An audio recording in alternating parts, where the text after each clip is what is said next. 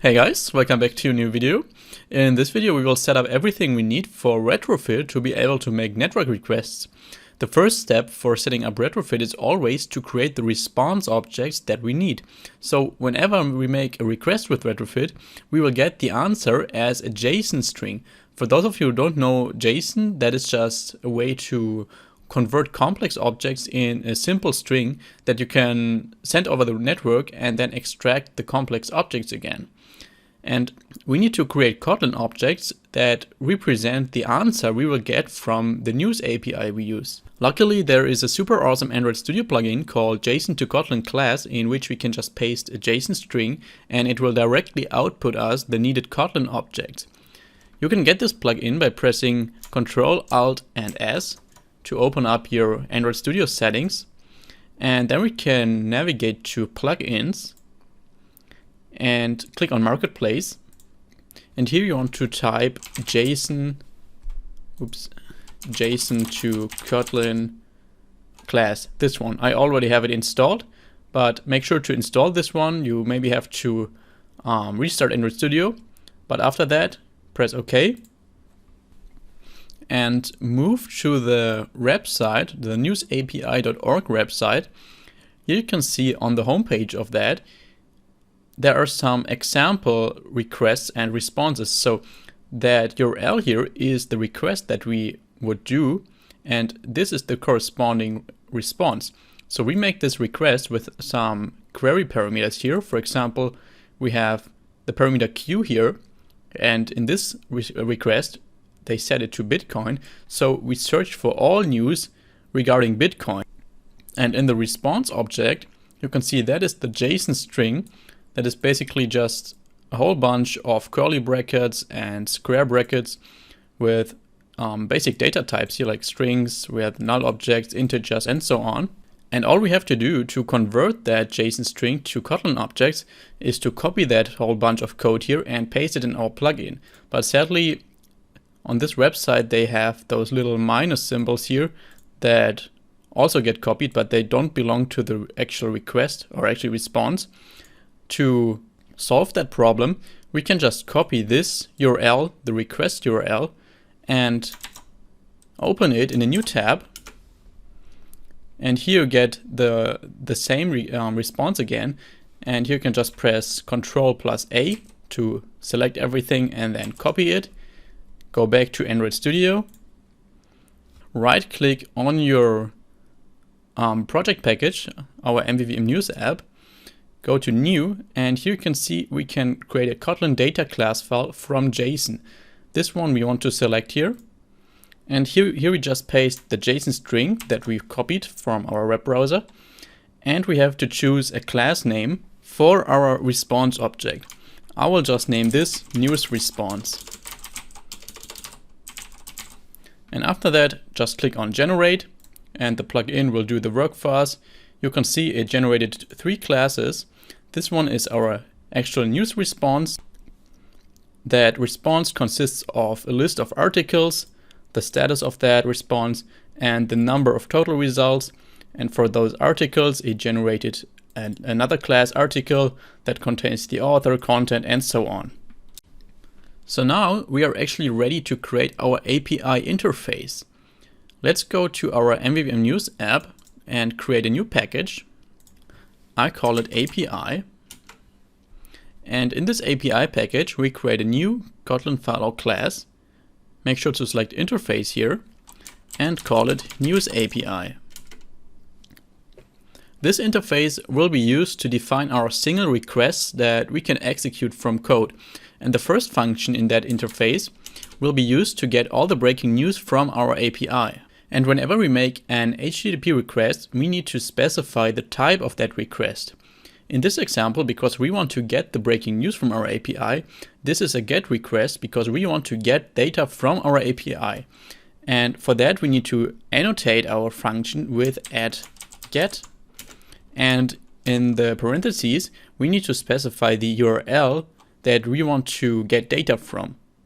And that is not the whole URL, it's only the part after the base URL that we haven't specified yet. But if you take a look in my browser, then the type that we have to specify in the in the get parentheses is this part after the base URL. So newsapi.org is the base URL, and the part after that is the URL part that we want to get something from. But we don't want to get the news from everything. Instead, we only want to get the breaking news. So we go back into Android Studio, and the URL for that is actually v2/top-headlines. And to find out that, you just have to read the documentation of that news API. There you can find all those URLs that you can make requests to. And after that get annotation, we finally want to create our function that gets our breaking news. And because this is a network call function, we want to execute that function asynchronously. And the best way to currently do this is by using coroutines. And to actually make that function able to be used in a coroutine, we need to make it a suspend function. A suspend function get breaking news. And then we have to type in some parameters here. And I want to be able to specify from which country we want to get the breaking news. And for that we need to add parameters to this function. And if this parameter is part of the request, if that is actually a request parameter, we need to annotate that parameter with add query. And in the parentheses of that query, we need to type the name of that parameter, which you can also find in the documentation of the news API. That is just country. And I will name this variable country code because it's not the entire country, it's just 2-letter country code. And I will set it by default to US. Then we will have another parameter, also add query, which is the page. So that will later be helpful to paginate our requests, because we don't get all the breaking news at once, because that would just be too much data at once. Instead, we only get 20 articles at once. And if we want to get the next 20 articles, we will request the page 2 instead. And if we want to get the 20 next articles after that, we request page 3, and so on. So that will be the page number, which is an integer, and I set it to 1 initially. And we need to include our API key in that request so that the news API actually knows who makes that request. So we write add query, which is API key. And I will also call this parameter API key, which is a string. And I will set it initially to our constant variable API key, which I haven't created yet. I actually want to create that in a separate class for constants. So let's create that. Go to MVVM news app. I will create a new package here and call it util for utility classes. And inside of this util package, I create a Kotlin class, call it constants, select class here. Inside of this class, I create a companion object. So we don't need to create an instance of that class. And here I will create a reference, which is a const val for our API key. And here I will paste my API key. And normally you should never publish your API key like I do it here, but that is only because I don't really care about what happens with this API key, because I won't need it anyways after I finish this tutorial. But whoever has your API key can make requests with it in your name basically. And that means if you pay for an API, for example, then you can make requests, and you have to pay a lot for requests you didn't make. So never publish your API key if you really need it in a real project. Then we can go back into our news API interface, import API key here. And this function needs to return something, and that is a response of type news response, because that is the response object that was generated from that JSON to Kotlin class plugin. And we also need to import response, of course, from the Retrofit library here and not from OK HTTP 3. Make sure to select the first one. Then we can copy that whole block of code here and paste it below for our search request. So whenever we want to search for news, we will change the URL of that to everything now, because we want to search for all articles available and not only breaking news articles. I will name this function search for news. And instead of the country parameter, we will pass a Q instead for query, I guess, that we can just search for a particular string. I will call this search query, which is a string, and I don't give it a default value here, so we move that US part. And the rest actually stays the same for this function. And finally, what we need to do is we need to create our retrofit singleton class that enables us to make requests from everywhere in our code. So let's do that in our API package. Right click, new Kotlin file or class, select class here, and I will call it Retrofit Instance. Then press enter. And inside here we will create a companion object.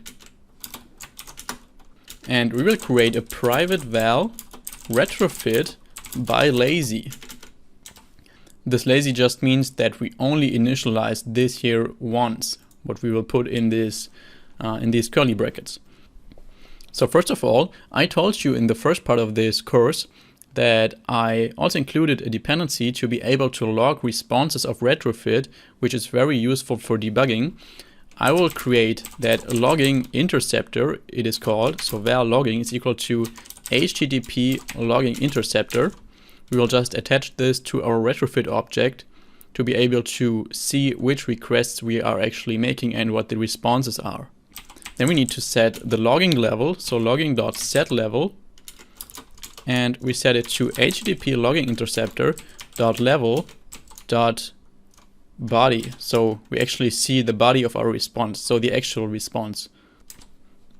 And then we can use that interceptor to create a client, a network client, which is an OK HTTP client,